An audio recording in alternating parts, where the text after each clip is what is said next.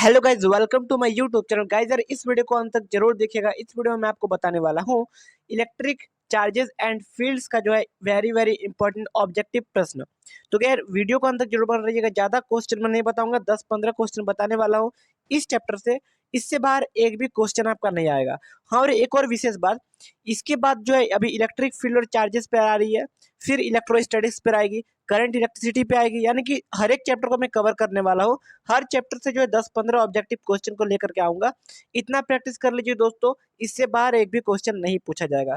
यार गाइज, अगर अभी तक आपने हमारे इस यूट्यूब चैनल को सब्सक्राइब नहीं करा है तो यार चैनल को सब्सक्राइब करके बेल नोटिफिकेशन को जरूर दबा दीजिएगा, ताकि इसके बाद जो मैं अगला चैप्टर का अपलोड करूँ वीडियो, तो सबसे पहले आपको जो नोटिफिकेशन मिल जाए। तो यार गाइज, सब्सक्राइब करके बेल नोटिफिकेशन को दबाना बिल्कुल नहीं भूलिए, और इस वीडियो को अपने दोस्तों तक शेयर कीजिए, सबको पहुंचाइए इस वीडियो को, ठीक है, ताकि अगला वीडियो जब भी आए तो मुझे थोड़ा अच्छा लगे। तो चलिए यहाँ पर सबसे पहले देख सकते हैं, ये इलेक्ट्रिक चार्जेस एंड फील्ड का जो है वेरी वेरी इंपॉर्टेंट ऑब्जेक्टिव प्रश्न है। तो पहला क्वेश्चन देखते हैं। देखिए दोस्तों, मैं आपको अच्छे से एक्सप्लेन भी करूंगा, तो यार गाइस वीडियो को अंत तक बना रहिएगा अच्छे से, ठीक है। और इसके बाद आपको कुछ भी पढ़ने की जरूरत नहीं है, बस मॉडल पढ़ के जाइएगा, ये पढ़ लीजिएगा, अच्छा नंबर आ जाएगा, ठीक है। तो पहला क्वेश्चन देखते हैं क्या है। If the size of charged bodies are very small, अगर एक चार्ज बॉडी का जो है साइज वो बहुत ज्यादा छोटा है, compare to the distance between them, अगर कंपेयर करें उसके बीच का डिस्टेंस का उससे भी छोटा है, तो वी ट्रीट देम एज, तो हम लोग उसको किस प्रकार से ट्रीट करेंगे, एक पॉइंट चार्ज के रूप में। एक पॉइंट चार्ज, उसको उसी को ना पॉइंट चार्ज बोलते हैं दोस्तों। देखिए पॉइंट चार्ज क्या होता है। If the sizes of the charge bodies are very small compare to the distance between them, we treated them as point charge, तो उसी को हम लोग पॉइंट चार्ज बोलते हैं। तो कुछ इस प्रकार से पहला क्वेश्चन का आंसर मैंने इस प्रकार से लिख दिया, ठीक है। अगला क्वेश्चन देखते हैं। The force per unit charge is known as, the force per unit charge को हम लोग क्या बोलते हैं, इलेक्ट्रिक फील्ड बोलते हैं गाइस। तो यार इलेक्ट्रिक फील्ड का यहाँ पर देखिए explanation, the force per unit charge is known as electric field, है ना, आसान है, बस इसको पढ़ लेना है अच्छे से। स्टेट ट्रू और फॉल्स, यहाँ पर बस ट्रू और फॉल्स आपको बताना है। The total charge of the isolated system is not conserved, तो ये कंजर्व रहता है कि नहीं, ये गलत है, कंजर्व रहता है, हमेशा कंजर्व रहता है, क्योंकि देखिए यहाँ पर एक्सप्लेनेशन बढ़िया से इसको पढ़ लेते हैं। As per the conservation of charges it is said that the total charge of the isolated system is always conserved, हमेशा कंजर्व रहता है। यहाँ पर एक इंपॉर्टेंट क्वेश्चन पूछा जा सकता है कि बताइए गाइस, मेटल का डाइलेक्ट्रिक कांस्टेंट कितना होता है। तो मेटल का जो है इनफाइनाइट होता है, इनफाइनाइट। अब क्यों होता है उसके बारे में अच्छे से पढ़ते हैं। The dielectric constant of metal infinite, ठीक है, वो हमेशा इन्फिनाइट रहता है कि मेटल का।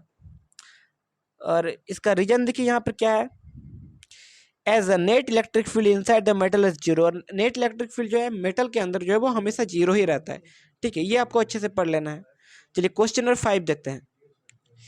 If the charge of 1 coulomb, देखिए 1 कूलम का एक चार्ज है, is placed at a distance of 1 metre from another charge, मान लीजिए यहाँ पर एक कोई चार्ज है, यहाँ कोई चार्ज है, तो इस दोनों के बीच का जो डिस्टेंस कितना है, 1 मीटर है ना, और ये पहला चार्ज कितना है, 1 कूलम का है। इतना समझ में आया ना।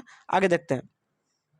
From another charge of same magnitude, दोनों का जो मैग्नीट्यूड वो भी सेम है। As a vacuum it experiences a electrical force repulsion of magnitude, कितना होगा, 9 इंटू 10⁹ न्यूटन, 9 इंटू 10⁹ न्यूटन, ये -9 है, ये 9 है। 10 इंटू 10⁹9 न्यूटन, ये 10 इंटू 10⁻⁻9 न्यूटन, क्या हो जाएगा, ऑप्शन नंबर जो बी है वो करेक्ट होगा, 9 इंटू 10⁻9 न्यूटन होगा। क्यों होगा, चलिए अच्छे से पढ़ते हैं।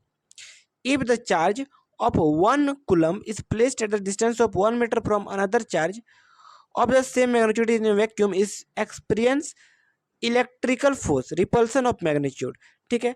तो वो कितना होता है, हमेशा हमेशा होता है 9 इंटू 10⁹9 न्यूटन। अब चलिए यहाँ पर हम लोग फॉर्मूला में पुट करते हैं। एक फोर्स का फॉर्मूला होता है 1/4πε0 मल्टीप्लाइड Q1 Q2/r²। अब देखिए यहाँ पर सिंपली आपको पुट कर देना है। चार्ज कितना दिया हुआ था, 1 कूलम का, है ना, और दोनों का मैग्नीट्यूड सेम था, यानी कि दोनों साइड भी 1 कूलम भी होगा। तो देखिए 1/ε0 का वैल्यू कितना होता है, 9 इंटू 10⁹9 होता है, आपको पता है ना। चलिए उसको बस पुट करिए सिंपली। चार्ज कितना है, 1 कूलम का, एक और चार्ज कितना है, 1 कूलम का। डिस्टेंस r² में डिस्टेंस लिखना है तो 1 मीटर का डिस्टेंस था, अब स्क्वायर यहाँ भी है तो यहाँ पर स्क्वायर कर दिया। अब इसको देखिए, जब आप सॉल्व कीजिएगा ना दोस्तों, देखिए 1 1 1 ही आएगा, यहाँ पर सॉल्व कीजिएगा तो 9 × 10⁻9 आएगा। तो कुछ इस प्रकार से इसका उत्तर हो गया। हड़बड़ाना नहीं है, अच्छे से आप लोग आंसर लिख सकते हो। चलिए क्वेश्चन नंबर 6 देखते हैं, बहुत ही इंपॉर्टेंट क्वेश्चन है। The quantization of charge indicates that, quantization of charge क्या इंडिकेट्स करता है? Charge which is a fraction of charge on an electron is not possible, ये उसका उत्तर हो जाएगा। चलिए आगे देखते हैं, क्वेश्चन नंबर 8 देखते हैं। Dash gives information on field strength, direction, nature of the charge, क्या हमको इंफॉर्मेशन देता है फील्ड स्ट्रेंथ, डायरेक्शन और नेचर ऑफ द चार्ज के बारे में? तो वो होगा इलेक्ट्रिक फील्ड, इलेक्ट्रिक फील्ड देता है ना। इतना समझ में आया? चलिए अगला देखते हैं। यहाँ पर देखिए करेक्ट आंसर लिखना है, ये कौन से लॉ पर बेस्ड है? F बराबर के Q1 multiplied Q2 by r square, ये कौन से लॉ पर बेस्ड है? फैराडेज लॉ पे, न्यूटन्स लॉ पे, कुलम्स लॉ पे, या फिर फ्लेमिंग्स लॉ? तो आंसर क्या होगा? कुलम्स लॉ, ये कुलम्स लॉ पे बेस्ड है। अब कैसे बेस्ट है, चलिए इसका अच्छे से एक्सप्लेनेशन देख लेते हैं। देखिए ये जो कुलम्स लॉ में यही ना कहता है ना, k Q1 Q2 by r square. What happens when a glass rod is rubbed with silk? देखिए ये जो है बहुत ही इंपॉर्टेंट क्वेश्चन है, जो कि एग्जाम में अमूमन पूछे जाते हैं। What happens when a glass rod is rubbed with silk? अगर एक ग्लास रॉड को सिल्क में रब किया जाता है तो क्या होगा? तो गेन्स प्रोटॉन्स फ्रॉम सिल्क, तब जो है हमको प्रोटॉन्स मिलेगा सिल्क से, तो ये उसका उत्तर हो जाएगा। चलिए आगे देखते हैं इंपॉर्टेंट क्वेश्चंस। आगे हमारे सामने यहाँ पर कुछ और भी है। An electron is placed in an electric field of intensity 1, देखिए यहाँ पर 10⁴ न्यूटन है, ठीक है। ये अच्छे से 104 नहीं है, 10⁴ है, यहाँ पर अच्छे से कर लेना है। ये 10⁴ है ना, 10⁴ न्यूटन है, 4 न्यूटन पर coulomb. The electric force working on the electric electron is, इसका आंसर क्या होगा? देखिए ऑप्शन यहाँ पर दिया हुआ है, कितना है इंटेंसिटी, कितना है 10 electric field of intensity 10⁴ Newton पर कूलम। तो इलेक्ट्रिक फोर्स निकालना है। यहाँ पे देखिए सिंपली कैसे होगा, इलेक्ट्रिक फील्ड कितना है 10⁴ न्यूटन पर कूलम, चार्ज कितना रहता है Q इलेक्ट्रॉन का 1.6 × 10⁻19 coulomb.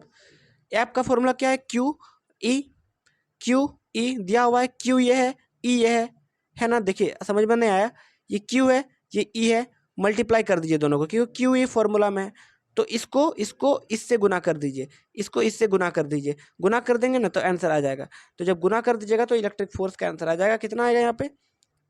1.6 × 10⁻15 newton, 1.6 × 10⁻15 newton. Option number D correct होगा।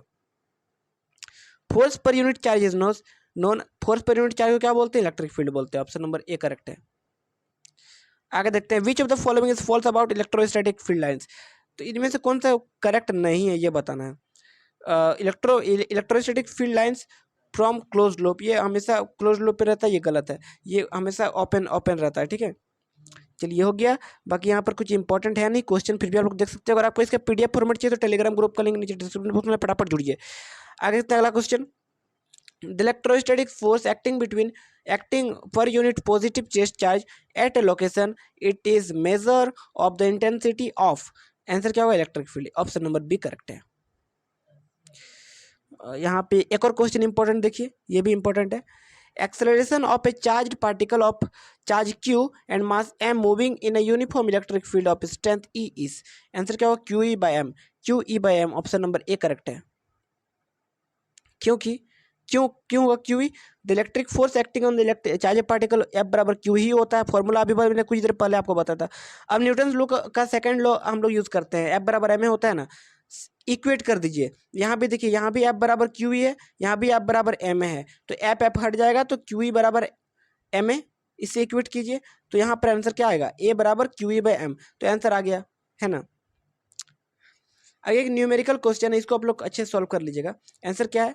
Spherical conductors of radius 2 centimetre, देखिए एक स्फेरिकल कंडक्टर है जिसका रेडियस 2 सेंटीमीटर है, और uniformly charge with 3 Newton coulomb, ठीक है, वो चार्ज है 3 Newton coulomb per. What is the electric field at a distance of 3 centimetre from the centre of the sphere, electric field कितना होगा eight a distance of 3 centimetre from the centre of the sphere. देखिए यहाँ पे centre है, इस centre से 3 metre के distance में इलेक्ट्रिक फील्ड कितना होगा, ये निकालना है आपको। तो सिंपली देखिए यहाँ पे एक्सप्लेनेशन, क्यू कितना है 3 न्यूटन कूलम, तो 3 न्यूटन कूलम को कूलम में कन्वर्ट करने के लिए 10⁻⁹ से मल्टीप्लाई करना पड़ता है, ये आपको अच्छे से पता है ना। तो चलिए यहाँ पर मैंने इसको मल्टीप्लाई कर दिया तो आया कितना 3 × 10⁻⁹ कूलम। डिस्टेंस कितना 3 सेंटीमीटर, 3 सेंटीमीटर को मीटर में कन्वर्ट करना पड़ेगा, डायमेंशन समझ में आ रहा है ना, ऐसा यूनिट। तो मीटर में कन्वर्ट किया। के का फॉर्मूला कितना क्या होता है, के इक्वल टू 9 × 10⁻⁹ है ना। अब चलिए इलेक्ट्रिक फील्ड का फॉर्मूला लगाते हैं, ई बराबर 9 × 10⁹ के, है ना, क्या हो गया 9 × 10⁹ 3 × 10⁻, और यहाँ पर Q1 और Q2 बाई R²। इस फॉर्मूला में Q2 बाई R², इस फॉर्मूला में पुट कीजिए, आपका आंसर आ जाएगा 3 × 10⁴ वोल्ट पर मीटर। तो आंसर कहाँ है, वोल्ट पर मीटर, 3 × 10⁴, 4 है ना, हाँ चलिए 4, ऑप्शन नंबर जो सी है वो करेक्ट होगा। ठीक है, समझ में आया। अभी ऐसा यूनिट ऑफ इलेक्ट्रिक फील्ड, ये इजी क्वेश्चन ये पूछा जा सकता है, फटाफट बताइए वोल्ट पर मीटर, आंसर कहाँ है यहाँ पर, ऑप्शन नंबर सी करेक्ट है। चलिए इतना ही इंपॉर्टेंट क्वेश्चन है और बाकी कुछ है नहीं, है ना। बाकी बस आप लोग को इतना है कि इसके बाद मैं अगला चैप्टर का अपलोड करूंगा बहुत जल्द। अच्छा लगा तो यार एक लाइक बनता है, और इस वीडियो को शेयर कीजिए अपने दोस्तों में, सबको बताइए, और आपको अच्छा लगा तो एक कमेंट कर दिए, कुछ समझ में ना आए तो चैनल को सब्सक्राइब कीजिएगा। मिलते हैं नए वीडियो, तब तक के लिए बाय एंड टेक केयर दोस्तों।